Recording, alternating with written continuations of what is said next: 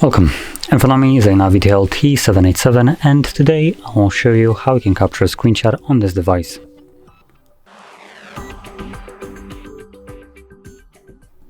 So to get started, open up content that you wish to capture.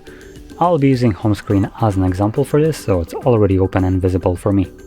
From there, simply hold power key and the volume down at the same time. You'll have the sound along with the pop-up with share and edit options on the side, and after a moment it just disappears. Once it does so, you can find your screenshot in your Photos application, and from here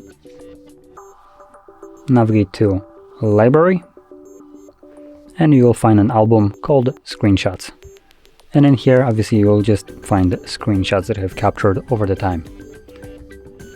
So there we go. Now, if you found this video helpful, don't forget to hit like, subscribe, and thanks for watching.